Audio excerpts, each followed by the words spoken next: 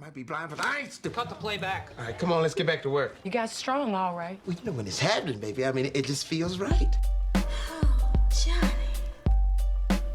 Welcome back to Cocktail Cinema, folks, your weekly movie review podcast. As always, I'm your first favorite bartender, third favorite author, Josh Price, and I am joined by my co-host, Greg, and our producer, Shasti. Heck yeah, glad to be here. Yeah.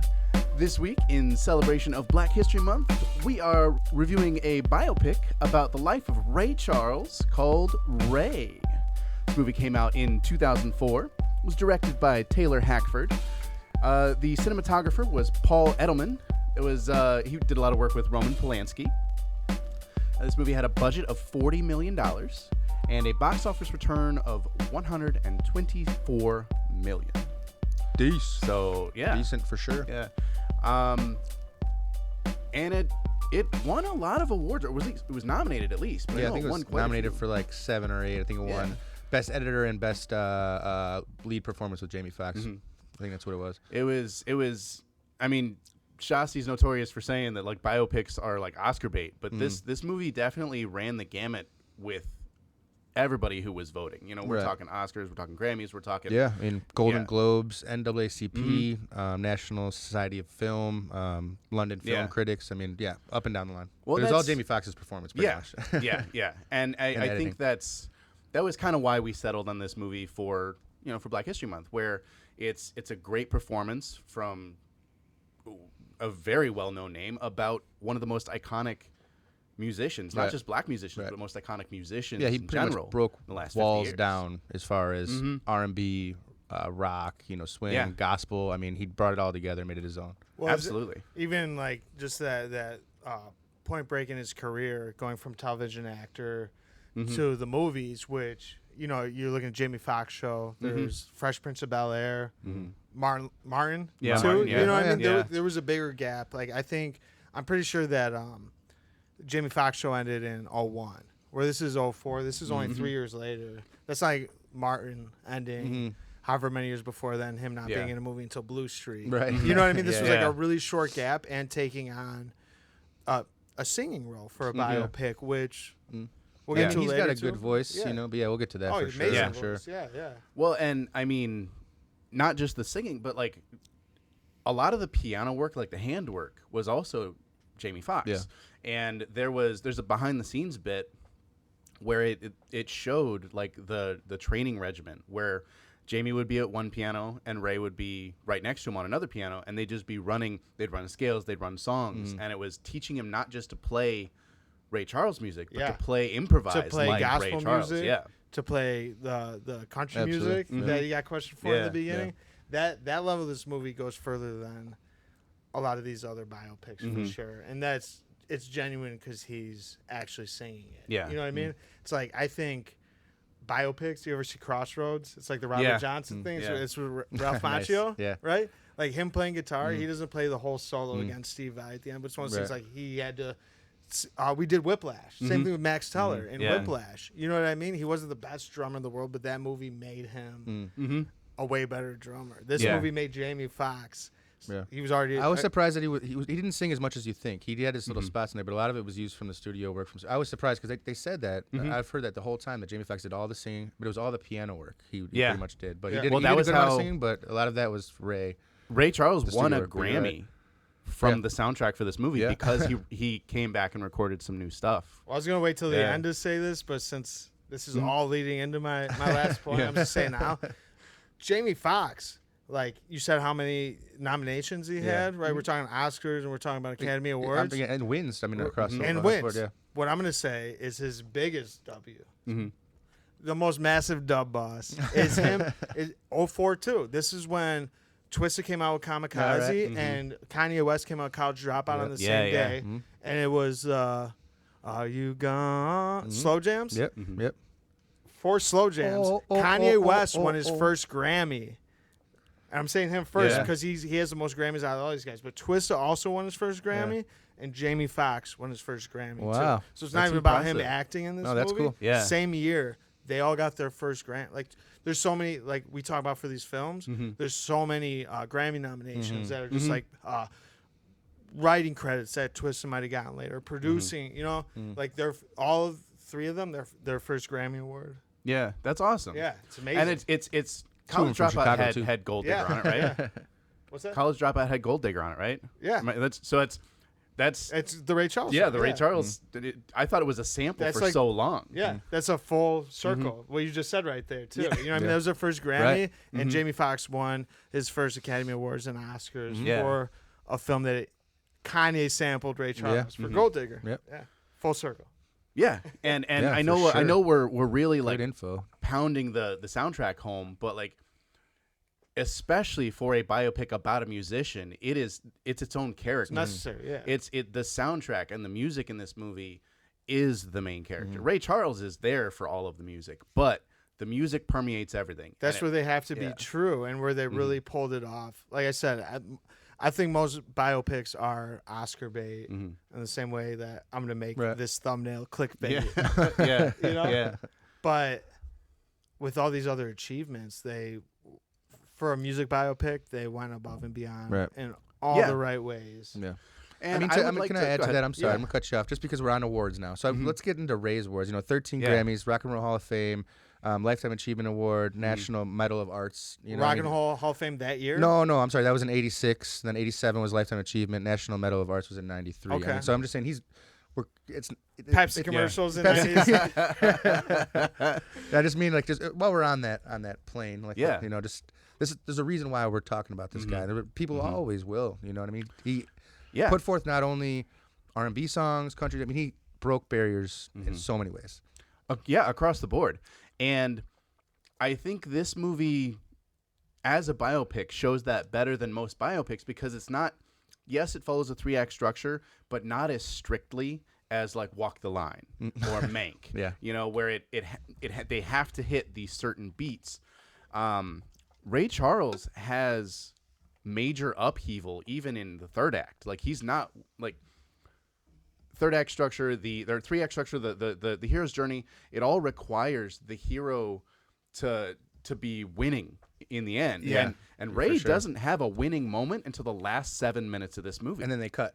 yeah, and then it's over. They give all his accolades Yeah. and different stuff. Well, songs they played even out. in the end, it's one of those things like Nobody wants to watch a when he's sober getting movie. his accolades and his kids are Grown. what looks like Yeah. in their maybe late teens and 20s or both in their early 20s at that time. It's one of those things where it's like You still feel you saw distance. saw everything that happened. Sure, it was over the course of 20 or 30 years, but you see that in like a 2-hour period. Yeah. So those things where it's like he knows what he lost out on with his family, and even celebrating that with his family. Yeah. There's still that dissonance. And there Yeah, was and that absolutely. sweet redemption that Georgia was state song, and they took Yeah. public apology, and really good thing at the end of that movie because it's so Georgia. Yeah. heavily And like political at that point. for Ray Charles, to get brought back to Georgia and have that triumphant moment at the end where that he it's almost didn't have. yeah, he where didn't think twice the whole about state it. of Georgia apologizes to him, Mm-hmm. and this is That's his big moment, Home and state- it's home got all state. that dissonance, but yeah. it's still painted by his addiction. It's painted by his life. That's the And- overcoming moment. Yeah. Essentially. Yeah. So, in honor of the way this film ends, I did a lot of thinking about our drink this week. Okay. What we got? And so what we've got in front of us is kind of a variation on a sangria. I'm calling it the Georgia on my lime. Oh, Yeah. That's Oh, nice. Georgia on my line. All right, I like it. So we've got 1 ounce of creme de peach, 3 ounces of peach wine, 3 ounces of Sprite, and a 1/4 ounce of lime juice. We've got it in a tall glass here for those of you who are just listening to us. Stir that bad boy up. Don't shake it. Don't bruise it. Because you don't want to bruise a peach. Stir, never shaken. Don't want to bruise a peach. And it's got a little bit of a gold tint to it, so it's visually reminiscent of the things that are going on in this movie. And the Or like flavor heroin. profile, very southern, very country. This is a porch drink. It's like a little spritzer, kind of. Yeah, it's It's like a little sweet tea. yeah, Y'all want some sweet tea? No, I'm good. it's a porch sipper. Yeah, That's the worst thing you say in the South. If you're going to like a diner and they come up, they're like, "Y'all want some sweet tea?" You're like, "No, I'm good." Dude, I think you're the devil. You ain't want no sweet tea. I love the cola. Oh, well, with the devil going down to Georgia, let's get back to Ray. So, there's another pivotal moment that happens in Georgia at around the halfway mark that there's some speculation to be made about how accurate the depiction is, but it's when Ray Charles goes back to play in Georgia for during his first American tour, he calls off a show because it's segregated, and he would only perform if the venue was desegregated. Right, and there's a one person that comes up and kind of halts everything. Well, there was that pivotal point though where he was just intended on playing the segregated show. Yeah, and his mind is changed. As far as the movie goes, it took less than a football field for him to change his mind. Right. He goes from being just kind of the he's kind of a quote unquote Uncle Tom in the beginning, where it's like he's accommodating. He's just kind of playing that role, like this is the South. You got to be okay with it. Yeah. And he has this moment of growth where it takes 50 yards. But I wouldn't say he plays the Uncle Tom role. So I think he leans into that when he needs to. As The country dumb. Yeah, man. Yeah. It's Like they say it. when the Yeah. officers tell him that he's not going to put the blind black guy on a bus to Seattle. And he tells him that he lost his sight in the war. Yeah. And Very believably, too. No, but it was a guy who was just like, not going to send you a black blind musician to Seattle. Yeah. And he does these, like, little, he, like you said, he was taken advantage of too. When he gets to Seattle, he's pretty much the guy who's first cut out of the money. He's blind. He's like slutted out to the promoter. Instead of getting his own play, you know what I mean? Like, literally. That's the history of black musicians in general. Him showing up. What I'm saying is him showing up to that show in Georgia, and he's blind. He's walking in. He can't see all these protesters. But this is at that civil rights period where Malcolm X is a character who comes up to this blind man. Like, picture yourself. You're blind. That's walking Malcolm in X. It's At the venue. I mean, it's same time period. Guy with the glasses is the leader of the civil rights. Some say it is so, huh? I mean, interesting. I figure that's what the exact person they were. Same time period, yeah. I mean, it makes sense. I feel like that character wouldn't have had glasses and the haircut if it wasn't a young. Fair enough. Right. Fair enough. Yeah. But it was that subtle enough. he showed up back and home for the first time to play, and he hears all this shit going on. What I'm saying is he was under the pretense that he was going to play a segregated show, and Malcolm X talking to him on his walk-in was this pivotal point that you guys are referring to.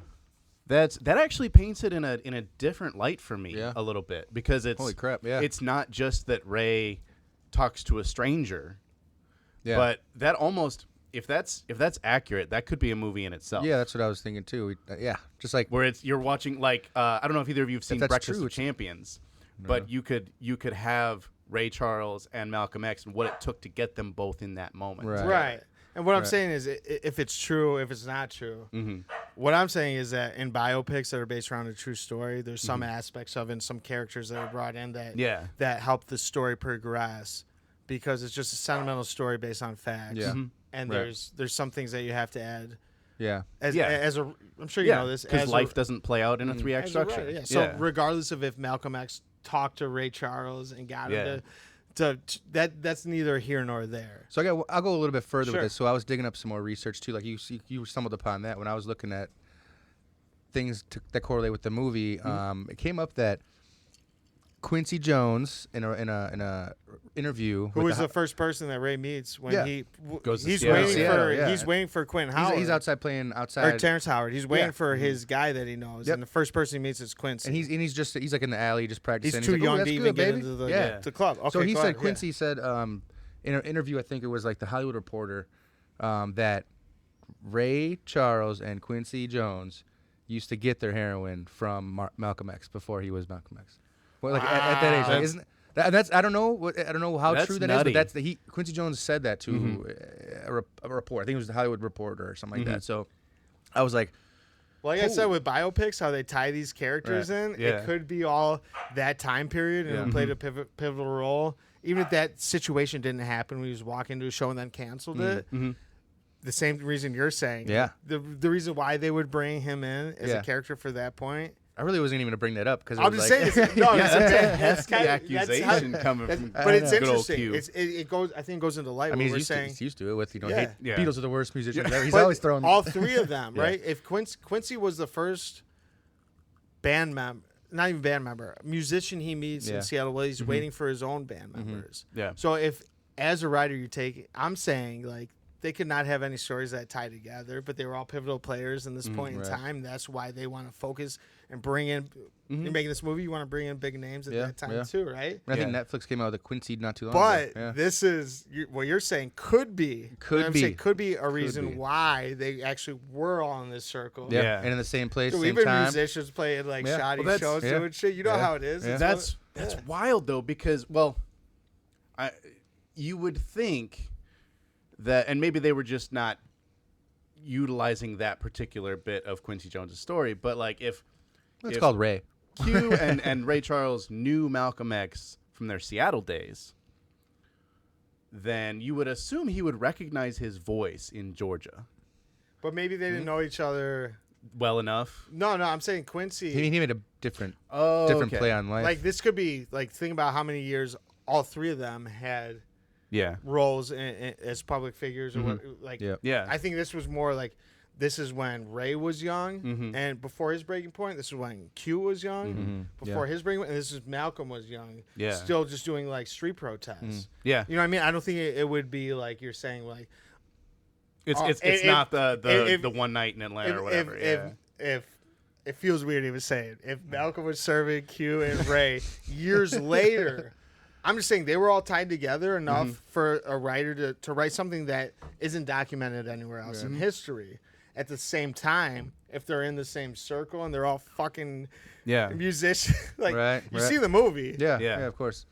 I mean, it's me and Gregor played possible. shows like just locally around town. You feel like rock stars for like some of the wrong reasons. Like, it's just one of those things. Like, all right, if they all brought in this in the same time period before all the shit that they're noticed for, maybe that holds some weight. And all three of them too. I mean, they kind of rose up from the ashes. I think that's what Ray is about. That's why they kind of ended after his bout with addiction. Once he gets sober. I said it earlier, but it's like nobody wants to watch a movie about a sober musician. It's not fun anymore. But it's just it's great to see that progress made by even Quincy, Malcolm, Ray. I mean, it definitely adds a lot of validity to the story because I have to wonder how involved Ray was in the storytelling aspect, like the fact checking, because a solid 2/3 of this movie really just dump all over Ray Charles. It's like look at all this horrible shit he pulled, and I have no proof of this, but it feels the way it's told. It's like Ray Charles is like, look, I'm not gonna pull any punches. I was awful to this person. I was awful to this person, and I want you to show that because I overcame with the help of my wife, with the help of my family. That's part of rehabilitation is righting your wrongs. You know what I mean? So I think even before his rehabilitation process and that coming into him signing off on some of this shit, I was talking about this before, and I none of us have any idea. But my thing was that these biopics, like I said, the only like room for interpretation or like creative storytelling is stuff that didn't really happen. Falls between the facts. And if you look at even just the basic stuff without any of that aside, in Ray, you see him getting pimped out to the land. You know what I mean? You see all this stuff where, in my mind, I ask myself the same question, and I'm like, sure. 60 years later? Or I guess it'd be like more like 45 40 or 50, years later, At that time, like with what he went through in those contracts and how he had to be the blind guy who's getting taken advantage of and step above that to get what's right and becoming a millionaire off that and giving back and doing it after how... Yeah, that's great. I mean, for sure. And he said he's getting paid. He's getting a better deal than Sinatra at that time. Yeah. That's what I'm saying. Yeah. With him getting the better, I'm happy for it. That's exact. Thank you for saying. That's exactly what I'm saying. If you were getting a better deal than Sinatra at that time before you went from Atlantic to ABC, right? You can sure as hell after your career's done and you've come to reconciliation and made your reparations for all this shit. Yeah, sure as hell you can be like, I'm signing off on this. I want to check. I made music in a year since the Pepsi commercial. Say whatever the fuck you want after this point. Yeah. You know what I mean? Yeah. Like we don't know, but I'm sure they didn't release the movie and he had an issue with any of it. Yeah. I mean, they said. I think he passed away. He saw the uncut the full work movie, the work print. But I think he passed away before it was fully edited and put to screen. But I think that's, you know how time is and how weird life is at some points where it's like that progression and the movie being made and he's seeing his life unfold before him. It's got to be so weird. I don't know. Maybe he was just like, I did it all. I got the girl. I got the money. My life is imprinted on these on the world. You know, because he was doing not only U.S. tours but world tours. You know? So I mean, it's got to be one of those things where you think, hey, like, I did it. I see it on paper. Yeah, I was an asshole, but I rose above, and it's time to go, kind of thing. I mean, owning your shit as a man. You know, it's like I'm not gonna lie to you. I was pretty awful, and there were things I could have done better. No, for sure. You know, so we all have that. You know? And it's refreshing to see that. You know, it's as painful as it is to watch this movie at some points. It is refreshing to see that. But they're honest about that aspect. Which is... And like it's not all doom and gloom because there is, I mean, it's not all necessarily in motion picture form. But during the credits, they're thanking all these people, and then at the very end, in between because I watched every second of this because I read all the names in the list, and in between the PETA disclaimer and the MPAA stamp, they go Flathead, as of 2004, was living a happy, sober life. So they did. I want to know what happened to Jeff, his old manager who walked out. Flathead lived a happy, sober life until he started The Wire. Just kidding. I'm saying character-wise, it's funny. Bokeen. Dewey Cox, you don't want none of this. Yeah. And that he's serving for Stringer Bell on The Wire. I think there's the movie's great, you know, but I think there's a part that we have to talk about a little bit.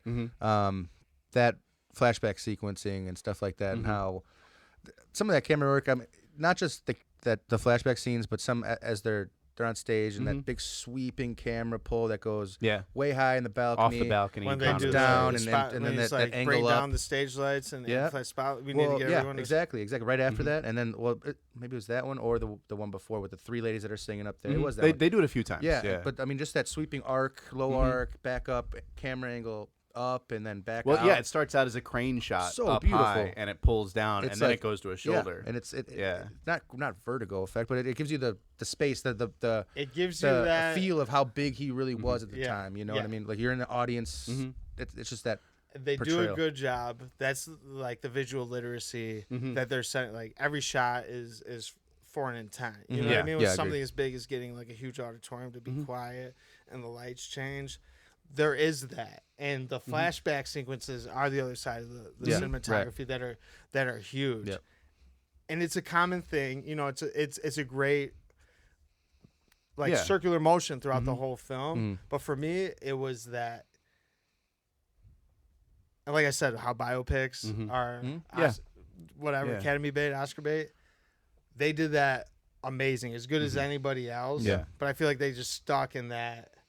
Yeah. You know, like but outside I think, of that, it was biopic. You know what I mean? And then they threw in a few of these beautiful cinematic shots that could go down in like master classes. But and they did show they stayed on point as far as like that time frame. I think pretty well. I mean, he did lose his vision at 7. They said it could be. They don't really know. I guess it could have been glaucoma. He was sent off to the blind and deaf school. His mom, died not too long after that from cancer, I believe. But. But just having it over your and he alludes to that in a few points where he says, "I walk every day. I walk out of that door in the dark. I'm scared of the dark, baby. Like I don't want to be in the dark when I'm home. Yeah, exactly. So I mean, like he's to feel like that because he had his vision, you know. But he's felt like that. They showed in one of those flashback scenes when he's with his mom. Yeah, when he got his vision back. The first time when he goes fully blind. Oh yeah. And he stubs his toe on the rocking chair. He's calling out for her. And she's right there, and he hears the cricket, and he crawls. And struggles at first, but he picks it up and he looks and he says, "I know you're there, Mama. I can hear you too, Mama. I can see you too, Mama. You're right there." Yeah. It's one of those things where, in the story, you're right. As a blind man or somebody with any kind of, I don't want to say the wrong word. You know what I mean? That word. And we can. I mean, I don't want to say handicap, but it's disability. What I'm saying is, when he says that. after seeing that scene, in my mind, that's the addict talking. Mm-hmm. Him saying I don't want to be alone when I go out in the dark. Oh, yeah, when he proved when he was like Yeah. 6 that he could pick up a cricket, see Right, his you're mom, true. and she Okay. was so happy. That's a good thought. That Yeah. was just one of those things where you can't. He was a master I've in my own manipulator thing too. as a musician, and I'm not relating myself to Ray at all. But I'm just being honest with myself. And there are times like that when you talk to somebody and you want to make them feel bad for something that you don't seem capable of on a daily basis, but you might. But he's be. proven that he is. He's Time and proven. time, yeah. He's proved that He's got that Daredevil moment. Exactly. But he Yeah. said he also. But he's said, also like, don't put this void. evil on me. He's a void. You know what I mean? He does have his struggles. You know, even though he's larger than life, you know, done so much with himself as a disabled man, a disabled black think man it's important in the 50s and 60s and on. You know, it's.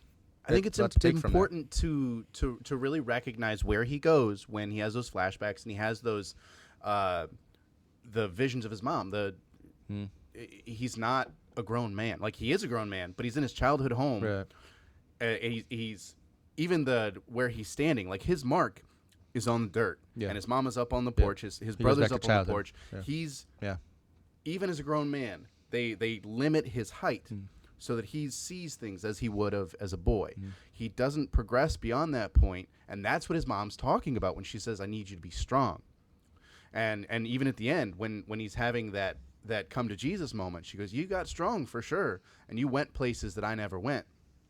But he still thinks of himself as a blind boy. And that was what led him to his depression, to his addiction, because he thinks of himself as a void and as a boy, and that's what he really overcomes. Heroin and But he uses heroin as a crux. Absolutely, That's uses women the what same I'm way. saying. Like he'd almost overcome some of these aspects. Yeah, almost. that's what why I'm. I don't want to paint him yeah. as they paint him as a bad guy throughout this movie, and that's the point where I think they're trying to make. Like, I can't be alone in the dark, but it's like, dude, what they do for Daredevil in the Marvel movies, right? Yeah. And that visual literacy we're talking about, and how awesome that camera CGI is. Like him just explaining to his bus driver, who was his first manager, that like, oh, I wear hard sole shoes, So I can when hear I the walk echo. through the doorway, I can hear the echo. It's like him painting that picture. Yeah. That's what steps outside the box from all these other biopics that I see. I Or agree. These little scenes like agree. that where it like hits me, like kind of like personally. Yeah. Well, and it's a realistic depiction of how you would, kind of overcome that disability. You know, you lose your sight, you got to lean into everything else. And I know we're making the Daredevil, connection, but it's true. And that's probably a good spot to move into final thoughts. Sure. Because we're starting to really get into who Ray Charles was as a Now we're person, just getting away- speculating. and we're getting away from the way this film was written. So, Grego, any last thoughts on, because you brought Ray to the table, so any last thoughts on this? Yeah, I mean, I really enjoyed the cinematography for this movie. The editing, he was accredited, I think, with a Golden Globe or something, whatever it is, like Academy Award. I think that went into a lot of it. The close-ups, angles, the super close-ups, just the way the movie flowed. Some of the acting I was a little not impressed by. Jamie Foxx obviously stood out, but it seemed a little bit choppy as far as the writing goes. Overall, it's a good way to kind of get into the mind of a genius, to see something happen in front of you. To hear through I love his ears, history as like it that. were. Exactly. Yeah. So take away a lot of good things from this movie. You know what I mean? Like you brought up personal. It makes you said something about it. It was personal to you. Yeah. I think every person that watches this movie is going to feel the same way. That you can pull something personal out of it from anything, whether it's Yeah. growth, sorrow, It's happiness. big on the human condition. Yep. It's not so much about musician or addicted to drugs. You're Exactly. Right, So that's mine. Shasti, any last thoughts? Are we doing before scores? Yeah, Last thoughts before scores. So I think this is where I was going to talk about the Grammy. Like, Yeah. I'm the producer. Right? I'm the producer who hates biopics. I would be like, and like, yeah, like we grew up 20 miles outside of the Chicago border. It's one of those things like Twist, Kanye, and Jamie Foxx all win a Grammy in this year for like all of the awards for the movie are 100% validated, Yeah. regardless of what I'm saying. Yeah. And I think we've given really, really, really good reasons why because of that. Mm-hmm. I think there's biopics with better cinematography, like the Queen biopic with Rami Malek. You know what I mean? Bohemian Rhapsody. Yeah. Bohemian Yeah, Rhapsody. right, Like that's one where it's like the cinematography there is undeniable. That's, But you know, I get 15 years later, you know. Yeah. But way later. I know what you mean, though. But for I get sure. more of that biopic feel, even Off with of the the- yeah. flashy Gotcha, stuff. gotcha. You know Totally, what I mean? totally. I said that there was only a couple of those like really cinematic moments. This feels like a movie. And it wasn't enough to take me out. But the rest of it and the flashback scenes and just the becoming of a like black man, blind man. Like I'm just a fucking Yeah. young white dude in 2022. You know what I yeah. mean? Middle aged dude. Like Yeah. like that. I think they covered every aspect of the movie Mm-hmm. that I normally have a problem with better than any other biopic. Totally. Yeah. Totally. Honestly, the only other thing I wanted to touch on was, and you kind of alluded to it a little bit with the swoops. So there's a connection between the way they introduce the flashbacks, because they're always looking up at the bottles when they Yeah, and transition. chimes, yeah. And it's almost Caribbean. The coloring is They very lead in with the is very sound, southern. like, yeah. Very It's sharp, fine. They sharp lead in with greens and the- stuff. yeah. with Yeah, the light you pops. totally get the feel that you're in a hot environment and you're small. And when we have these sweeping shots, like the crane shots leading into, and it literally is almost a seamless transition. It's a crane shot coming from the balcony where historically we're talking about the primary audience for Ray Charles was, Black Americans. They were only allowed in the balcony. So that's where we start. And the camera brings us along with the audience, with the community, to where now we get to go down to the dance floor. And that's where the crane shot stops and it goes to a shoulder cam. And then the shoulder cam leads us. So now instead of Ray Charles looking up at bottles, we are flashing back and looking up at Ray Charles. There you go. And it was a really good. I mean, we're talking about the Pablo It's that Edelman. circular. This balance. is that Polanski influence Yeah. where everything ties together. And I thought it was phenomenally shot. Yeah, well put. And I will say, after hearing you say that, like you could just tell it's hot and you're in a small space. I didn't even realize my favorite scenes were like I just said it when he was explaining how he walks through open doorways with Hard Soul Shoe. Like that's when they're on the bus talking. You know, to the bus driver, like you feel like you're on the bus in those scenes. Yeah. I'm complaining about not enough cinematography shots, but I'm forgetting about how I had to turn my fan on during that scene. You know what I mean? Like forgot all I the had, feels. I had to rip my blanket up. 'Cause I'm there. Yeah. And like you overlook. That's beautiful. Yeah. It's amazing. It really kind of elevated it Yeah. above most biopics for me.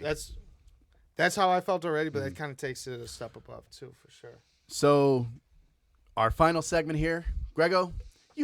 We here at Sippable Opinions like to rate our movies out of 100 tacos because we don't talk about tomatoes and we don't talk about Bruno. Cilantro, onion. So, give me your taco scale. 0 being the worst, 100 being the yeah, best. we talked about me not having one until it got here. So I'm gonna go after talking to you boys and going through this whole thing. I'm gonna give this movie an 82. Fair enough. 82. I think it falls right there. Shasti? I'm gonna give it You check it. Find the median. Cheetah. I'm not gonna say my reason because that'll give away. I'm gonna give it an 84 because Okay. even the biopics that have won more awards, I'm rating them less. And it's not just because of Black History Month, Yeah. and it probably is just because he recorded with Kanye and Twista. They won the Grammys. Chicago. Alright, Chicago that- on my mind. I'd be lying if I said there was a couple more bumps. Yeah, but yeah, him doing that was like him doing Georgia and going to perform back home. Yeah. Him stopped doing the Jamie Foxx show in 01 and then coming out on Kamikaze and College Dropout is Chicago on my mind. 84. Sorry. No, you're good. You're good. Producer's random. I think I gave 42 and 86, and I think that this is only slightly lower on that scale, so I'm gonna give this an 85.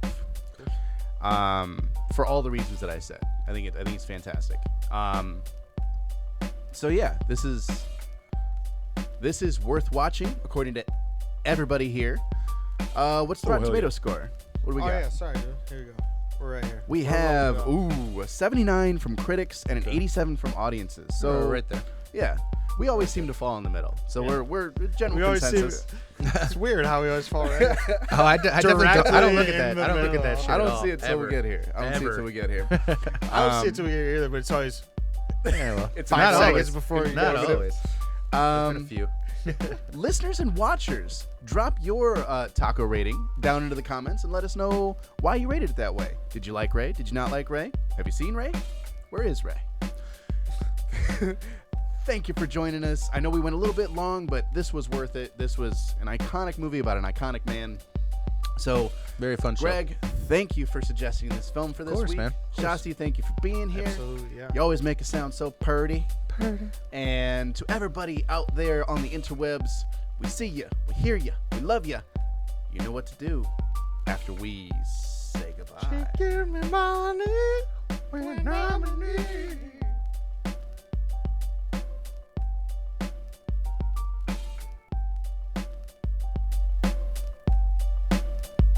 The hell's an old Johnny girl? Oh, Johnny.